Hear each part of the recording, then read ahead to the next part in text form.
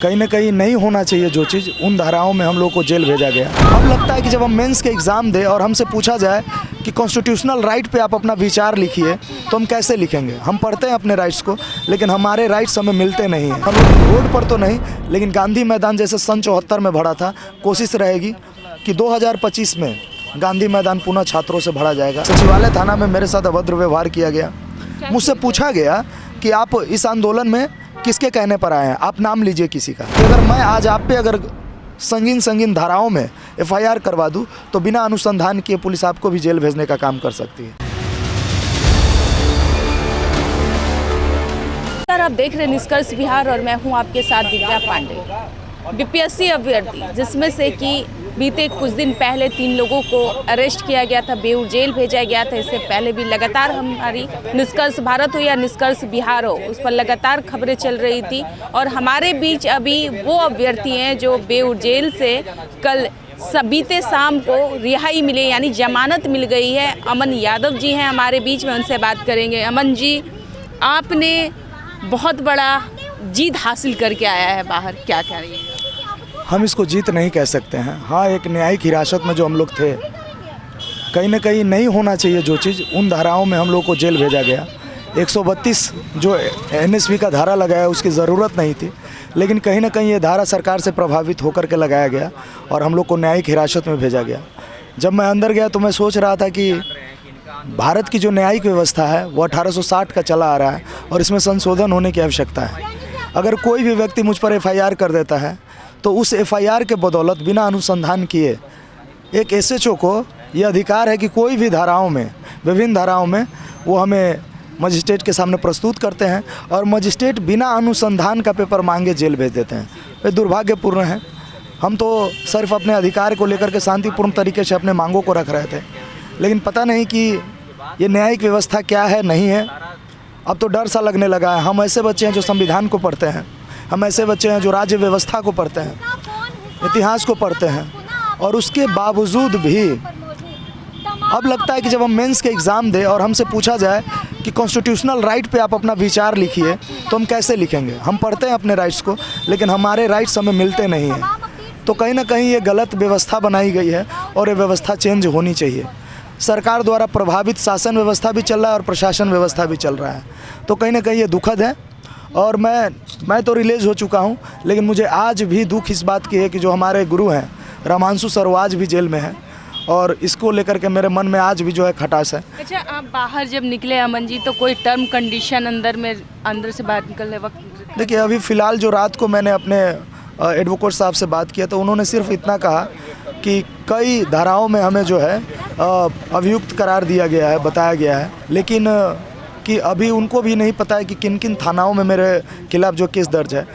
एक गांधी मैदान में पूर्व से केस दर्ज था 29 दिसंबर वाला, एक सचिवालय थाना में हुआ वो 30 तारीख वाला, 30 जनवरी वाला। अब गर्दनी बाग में है या नहीं ये तो नहीं पता, लेकिन उन्होंने कहा कि आप गर्दनी बाग जा सकते हैं, गर्दनी बाग में बैठ सकते हैं, लेकिन मार्च जब निकलेगी उसमें आप भाग नहीं ले सकते हैं। आप लोग मार्च निकालते कहाँ थे? आप लोग तो अपनी मांगों को लेकर सड़क पर उतरते थे, गर्दनी बाग से उठकर BPSC कार्यालय तक पहुँचने का काम करते थे। तो कहीं ना कहीं उसी से वंचित किया है। सरकार का बहुत दबाव है शासन प्रशासन पे। क्या अगर आप लोग बाद में कुछ सोचते हैं मार्च निकालने के लिए, एक बार फिर से अगर सड़क पर उतरने के लिए, क्या तो वो सड़क पे उतरने के बाद आप शामिल होइएगा कि नहीं? अब सड़क पे उतरने की बात नहीं रह गई। अब ये जो मैं अभी अपने भाइयों से, अपने जो बड़े भाई है जैसे नीतीश भाई है, सुधाकर भाई है, और भी भाई है, शुभम है, बम है, जितने भी हमारे भाई सहपाठी है यहाँ, इन सभी से बात करके हम लोग करेंगे। और आने वाले समय में जो है मैं आपसे वादा करता हूँ कि बहुत बड़ा विगत स्तर पर हम लोग सभा करेंगे। और ये सभा पहले बात विचार भाइयों से कर लेते हैं, उसके बाद ये सभा कहाँ होगा। कानूनी रूप से ये हमसे खेल रहा है ना, तो हम भी कानूनी रूप से ही परमिशन लेकर के ही खेलना शुरू करेंगे। और हम लोग रोड पर तो नहीं, लेकिन गांधी मैदान जैसे सन 74 में भरा था, कोशिश रहेगी कि 2025 में गांधी मैदान पुनः छात्रों से भरा जाएगा।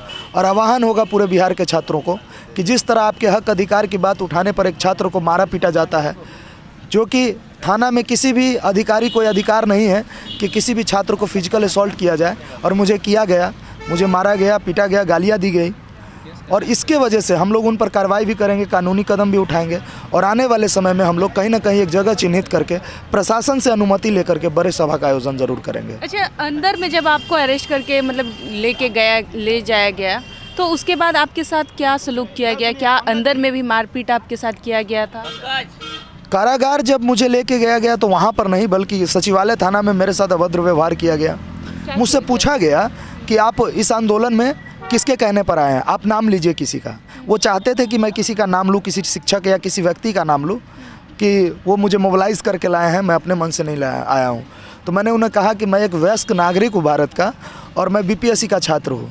किसी के कहने पर मैं आ जाऊँ, इतना तो मतलब मैं कह सकता हूँ कि इतना भी कमज़ोर मेरी मानसिक स्थिति नहीं है कि किसी के कहने पर मैं इस आंदोलन में भाग लूँ। मैं अपने मानसिक स्थिति को सूझबूझ के साथ अपने अधिकार के बात के लिए रोड पर उतरा था। इस पर मेरा किसी का दबाव नहीं था। वो चाहते थे कि मैं किसी का नाम लूँ। माँ बहन गाली भी देने लगे? जी, माँ बहन के गौतम कुमार थे, उन्होंने मुझे माँ बहन की गाली दी और उसके बाद मुझे बोलने लगे कि शाला तुम नेता बनते हो। वहाँ पर आप अगर 31 तारीख का फुटेज अगर सचिवालय थाना का निकालते हैं तो उसमें साफ साफ गाली उनका सुना आप सुन सकते हैं। और फिर उन्होंने कॉलर पकड़ के बाहर खींचा और एक रूम है उसमें ले जा करके मुझे मारा। 43 आदमी उसमें थे और मारा भी उन्होंने? बिल्कुल मारा। 43 आदमी थे उसमें और मुझे अकेले हाजत में बंद कर दिया गया। और अनु कुमारी जो डीएसपी मैडम है, मैं उन्हें हाथ जोड़ के कहता हूँ, उन्होंने तो डायरेक्ट कहा था कि तुमको तो जेल भेजेंगे चाहे जैसे हो। तो एक जो है पुलिस अधीक्षक या पुलिस अधिकारी अगर ये ठान ले कि किसी को जेल भेजना है तो वो जेल भेज देते हैं। तो अब न्यायिक व्यवस्था पे सवाल उठता है कि क्या कोई पुलिस वाला चाह ले किसी व्यक्ति को जेल भेजना तो वो भेज देगा, तो फिर न्यायालय कहाँ है? न्यायालय क्यों नहीं संज्ञान लेती है? तो मैं अब तो ये सोचता हूँ कि दुख होता है, इस मन से दुखी भाव से कह रहा हूँ कि अगर मैं आज आप पे अगर संगीन धाराओं में एफआईआर करवा दूं तो बिना अनुसंधान किए पुलिस आपको भी जेल भेजने का काम कर सकती है। तो ये व्यवस्था गलत है, ये व्यवस्था में बदलाव होनी चाहिए। और हम क्या कर रहे थे?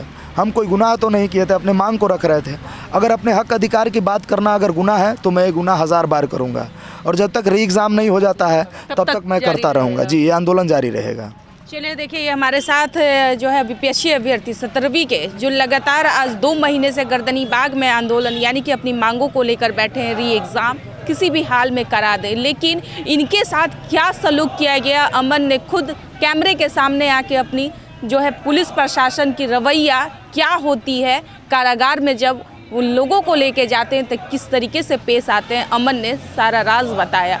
क्या पुलिस प्रशासन की इतनी हद पार हो गई है कि वो एक अभ्यर्थियों के ऊपर से इस तरीके से माँ बहन का गाली देते हैं और जो है इन्हें अंदर ले जाकर मारपीट करते हैं। अगर सीसीटीवी फुटेज खोला जाए, खंगाला जाए तो पुलिस प्रशासन का सारा चित्रा निकल सकता है कि पुलिस प्रशासन क्या कर रही है, वो भी आज के ज़माने की पुलिस प्रशासन।